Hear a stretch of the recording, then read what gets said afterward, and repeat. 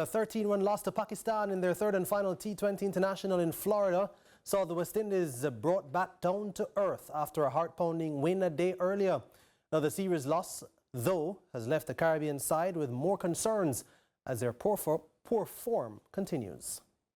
Saturday's high of Jason Holder hitting the winning runs was quickly wiped away by Sunday's low of West Indies once again falling short of a target set by Pakistan. Back to reality, some may say. An all too painful reality of another series loss in a format the West Indies were once world beaters. A second series loss in a row and a seventh loss from 8 matches over the last couple of months makes for bad reading for the Caribbean side. Sunday's match also consisting of an inflection point. Roston Chase called into the dugout on 15 from 12 balls as the Windies searched for power hitting late in the match to try to chase down 190 for victory. Chase becoming the first player from a full-member team to be retired out in a T20 international. It came after the Windies had a decent start, 110 for 3 when Alec Athanaze was dismissed for a top score of 60 off 40 deliveries. Teenager Jewel Andrew showed flashes at the top of the order with 24 from 15, while Sherfane Rutherford's 51 from 35 seemed to give the Windies a platform. But sacrificing Chase didn't do the trick.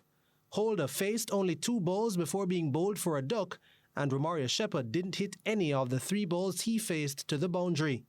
Gudakesh Moti did manage a 4 and a 6, but Windies struggled particularly against the pace of Hassan Ali and the left-arm wrist spin of Sufyan Mukim.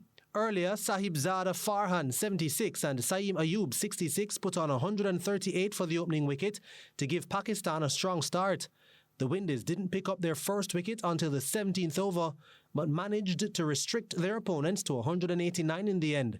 A good fight back under the circumstances. Jason Holder, Chase and Shamar Joseph took a wicket each.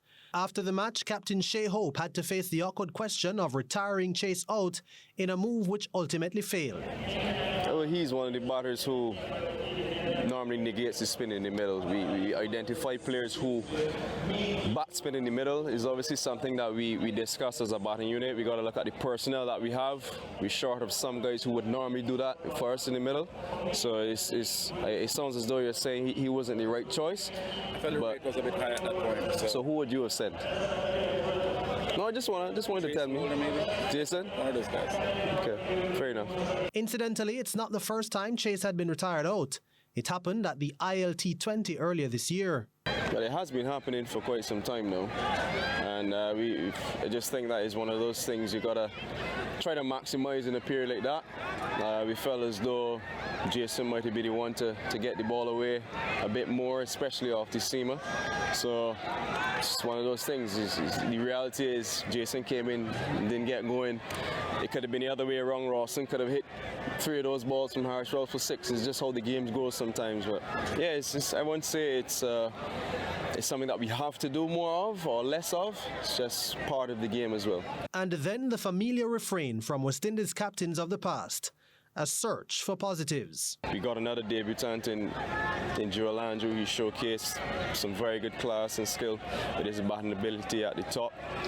We've been faced with some unforced injuries as well, something that we can't really control. So seeing the guys coming in some, I would say, awkward positions in certain stages, something that guys may not have been accustomed to in the recent past, and taking it upon themselves to execute for the team. So there's certainly some positives there, and like the last 15 or so games, 15 to 20 games, we haven't really fitted the same squad or same team simply because of injuries. So that in itself is a challenge. So the guys coming in and putting their hands up and raising their hands for the team, that in itself is a positive. So I can certainly commend the guys for that. The teams now fly to Trinidad and Tobago, where they lock horns in a 3-match ODI series starting on Friday.